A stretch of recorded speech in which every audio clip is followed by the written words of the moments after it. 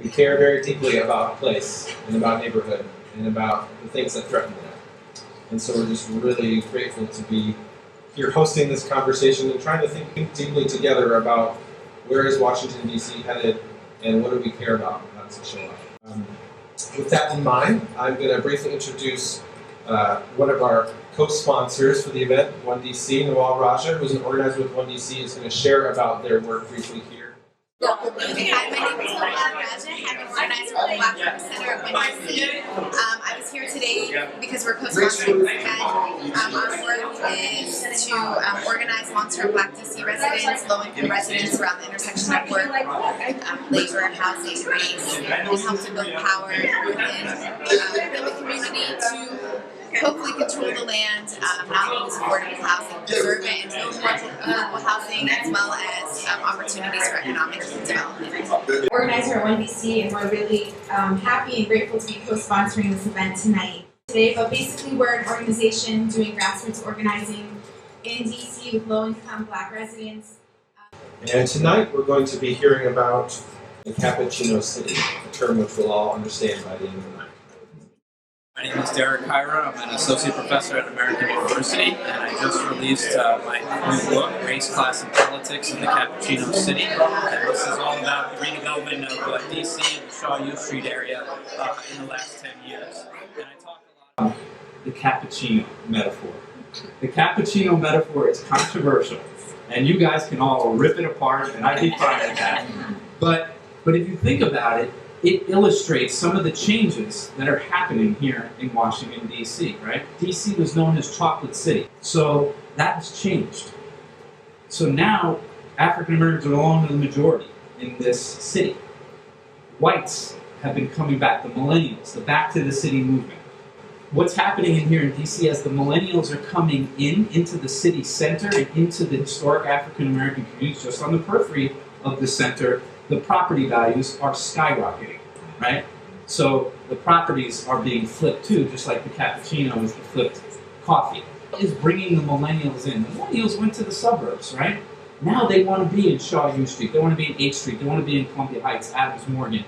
What is changing the preferences of the millennials? What is the city doing? What are developers doing to gentrify these neighborhoods? But it's not just the developers. Again, it's the white millennials coming in. Right? Their consumption patterns, their yearning for the bike lanes, for the dog parks, for the third wave coffee shops. These are things that are transforming the city. They come together. So again, what is attracting some of the whites? Now some are coming because they appreciate Black history, right? You know, Black Broadway. This is U Street, right? There's an appreciation for the Black history that was there and continues to be there. But some people are moving because they think they're moving to the ghetto. They think they're living the wild, and I'm going to explain what that means. They are looking for iconic ghetto stereotypes. They are not looking for an appreciation of Black history. And also I'm going to argue that there are really minimal benefits to low-income people in these mixed race, mixed communities, as of right now.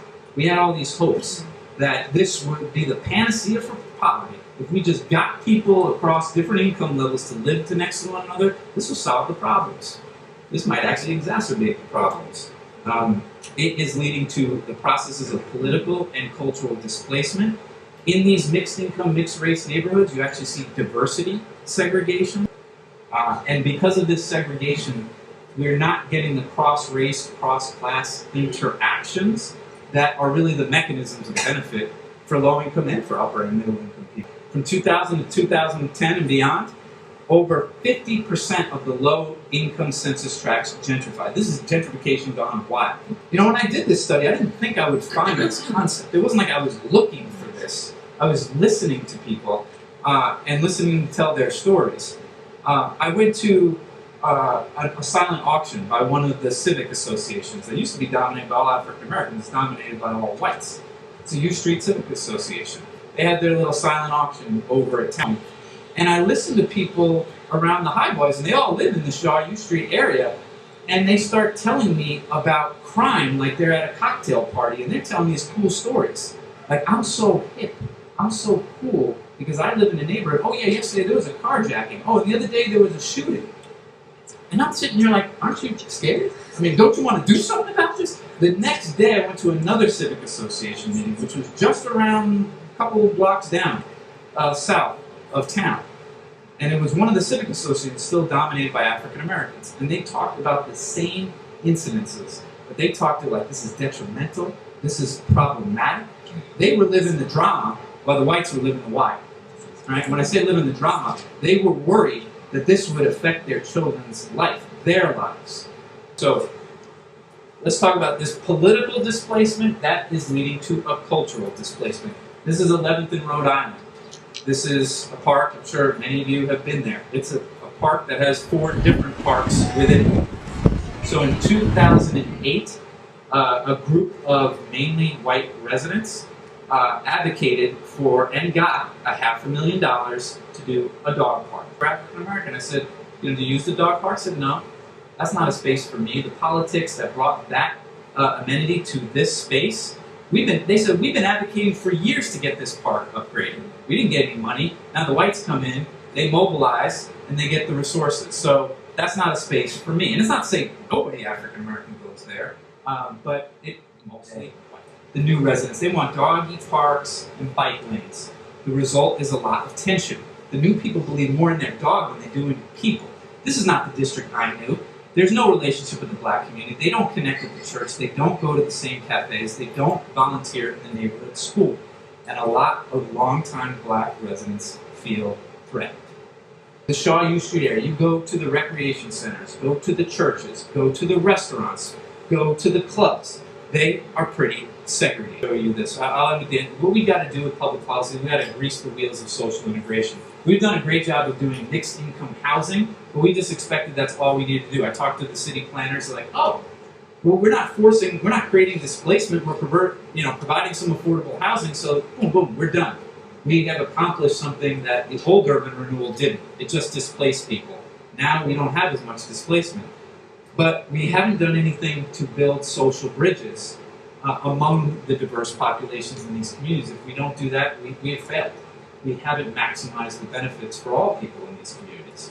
So, So my name is Claudia Barrian. I am a community activist, specifically in comprehensive plan and urban development here in the district. I'm also an immigrant, an urban planner, and doing urban planning work here in this for a while. The reason why I'm here is because I actually went to school. I did a master's in American University, and I studied a little bit under Mr. Harris' work. But last night, I was at a zoning hearing. There was a specific case that is basically the highest district court in DC has ruled that gentrification impacts should be regarded equally as transportation impacts, environmental impacts, and other impacts.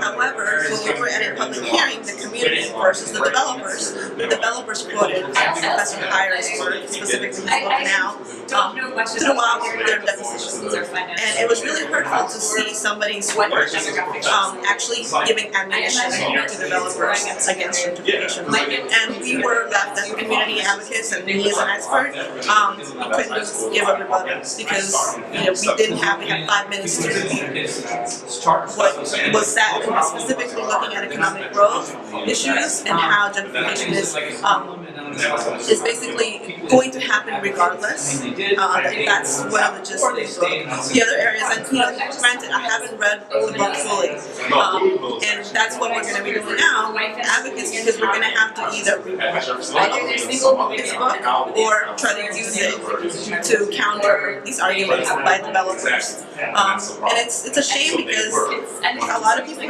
here in this, when I came into the house, and a lot of millennials, a lot of people who are really willing and very, what's the word? They're in solidarity with the community that is being gentrified. That's one audience. But the other audiences in this book are also developers, are also politicians, are also policymakers who benefit from more profit and development. And that's the people who are coming and using this knowledge as well. So I would ask everyone to be very critical, like I'm going to be very critical when I read this book.